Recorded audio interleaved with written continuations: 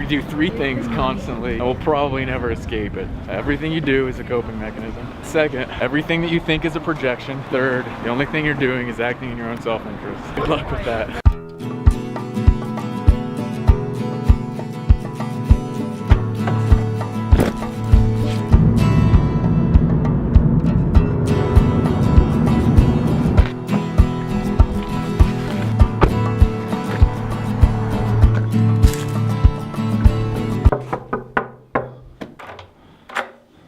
What's up, buddy? Hey, buddy. Thanksgiving was... Sorry. Cut things from the future into the past. And... Oh. I got this. Alright. Thank you. I'll be your sugar daddy. This is why I show up. I love it when you're my sugar daddy. Well, that's the point, isn't it?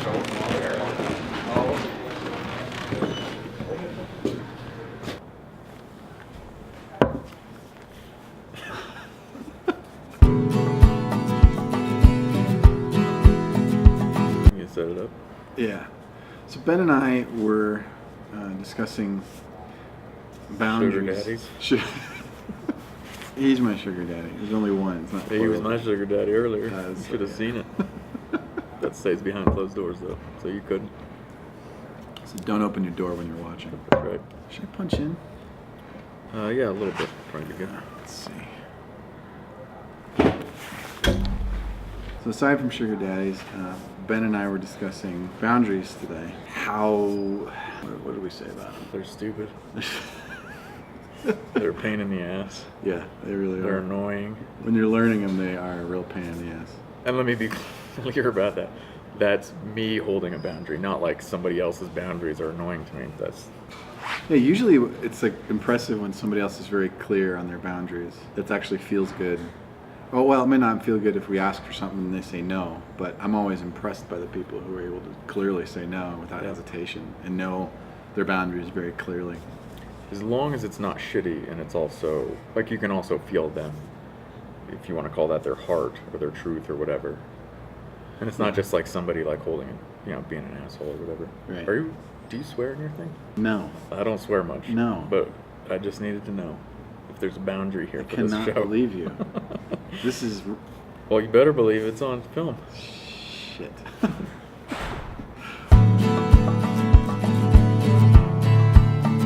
Okay, so the whole reason that this came up tonight was because of...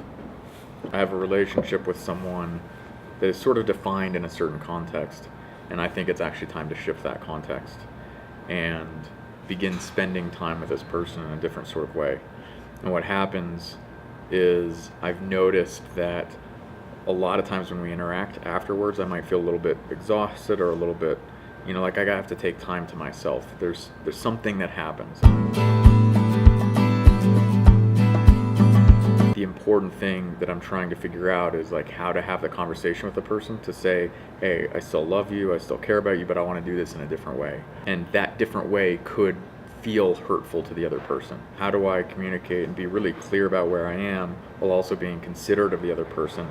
How considerate do I need to be? How much explanation does there need to be? I have some of my own bullshit sort of wrapped up in feeling a need or a desire to explain stuff. And so yeah, you really helped me like extract and see clearly some of the things that were necessary or unnecessary. Yeah, because the boundaries really have nothing to do with the other person. They're really about our experience and the way that we're able to move and function in the world effectively to continue to do the work that we're doing. Fundamentally, it's really about us first and foremost, and then there's the impact, which is what you were just talking about, right? The impact that it has on the other person. Depending on the level of connection or desire of connection in whatever relationship that is, we take on more of that responsibility than not. The challenge is really separating like our codependent parts, our caretaking parts from the truth of our experience. Because what will happen, and this is what we were talking about tonight, is that there's the truth of the experience where Ben feels crappy after hanging out with this person, has to recover. That's just the truth of the experience. The second truth that we talked about is that he really cares about this person, wants to stay connected, wants to maintain the friendship. This is where the boundary work really becomes the most challenging, because if you don't really have a strong connection, you can just state the boundary and say, like, I'm just not okay with this, and don't really care necessarily what happens after that. But there is an art to communicating the truth that we have and expressing the desire to stay connected. And then the boundary is really about not allowing the interaction to occur where you feel crappy anymore. What was happening was very quickly, it's like we'd experience the truth that I feel crappy, and then immediately there was this, what would we say, an old protector part. Yeah, so I learned in my childhood to be hyper aware of how other people were going to respond to the things that I did. And I still carry that. I've worked with it to some degree, but it's still there. Like, this is, you point it out over and over. Like, I'm like, well, what about this? And what about this? And what about this? And you're like, yeah, none of that's necessary. And I'm like, and that helped me see just like how active that part is that wants to protect me by rationalizing all of these things that aren't actually necessary to set a clear boundary. Right. But you could argue that they're useful for managing your impact, but some of it is unnecessary and some of it is necessary. And I feel like we spent a lot of time sort of navigating my bullshit that was coming up around that. Right. And this is where like the messiness comes in, because like we have our old ways that protected us in the past, which is, I have a boundary, but what I need to do is be understood first, explain why I'm setting the boundary, which is really what this part wanted to do. And it had to come up with a reason. It had to have a reason from the other person to justify setting the boundary, which the truth is that boundaries don't need any justification ever. And that's where the hard work is, to separate those two.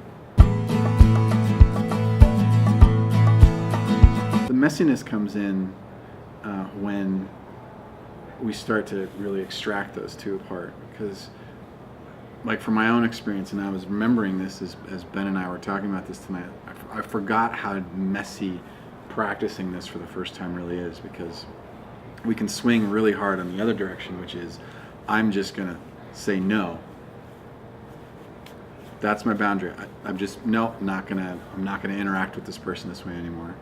But what's missing is the truth of the experience. Really, there's two important pieces. The truth of what you're feeling, which really can't be argued with, right? Like, when I hang out with you, I feel wiped out at the end of it. And then connecting the desire, like, but I do want to stay connected, right? So that's the openness that's in the boundary. And that's the difference between the boundary and the wall. Is the wall is a total disconnection. It's total protection. Like, I am not going to interact with you anymore. I feel unsafe. We're cut off. Where the boundary is still about connection, but it's saying in a certain way, this is how we're going to connect. As you said, we're going to transform the relationship into a new place that we haven't been before.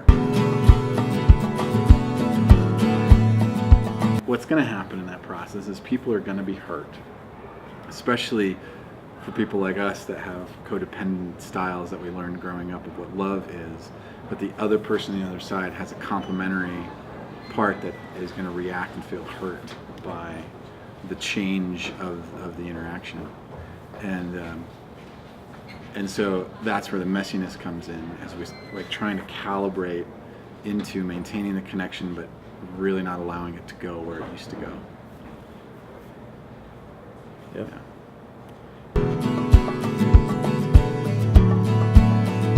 It brought up a question of, if I'm saying I don't want something, like if I don't want to keep doing the friendship in a certain way, how actually would I be okay with it in a way that I don't feel drained or whatever afterwards? Like, what does that look like? And that becomes like a whole other sort of, now you have to like open to receiving, and you have to like have some awareness of what you actually want, and that's just like a whole other dynamic. Yeah, gosh, yeah, the whole bit around like, I think it's where it's like stepping into the unknown, like you said, being open and receiving new ways of people showing up, or even being open to expressing ourselves in new ways, and it's another nice messy element to the whole thing. Yeah, it's tough. Because we'll get it wrong. I remember getting it wrong many times of what I think I wanted. I would try to go implement in relationship with someone, and then it would still be crappy.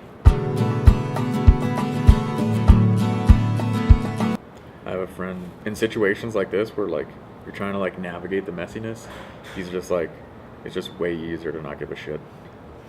And it's true, like it's only a problem if you care, because you could just say no and, you know, like leave the other person to deal with their shit, Yeah. which sometimes is fine. Yeah, and that was another Yeah. example we talked about tonight too, where there's another interaction Ben had with someone who there's really not a strong connection, no desire really to go deeper and communicating or saying no thank you, or no, I'm not willing to do what you requested, you know, very easily, and can let it go. Yeah, and Yeah, it's, that one was fine. yeah, it's the delicacy of the people we care about, Yeah. where it's really challenging. But yeah, boundaries are messy, and they're going to be that way, and we're going to talk a lot more about them in the future too, because it's an ongoing practice that we're both figuring out as we go, and it was just a big topic of our conversation tonight that Yeah. we thought we'd share. That's all I got. Yeah. Look at some lights. Going to do the cut to the lights. Oh yeah. Sunset. Hey, stay tuned. What he said.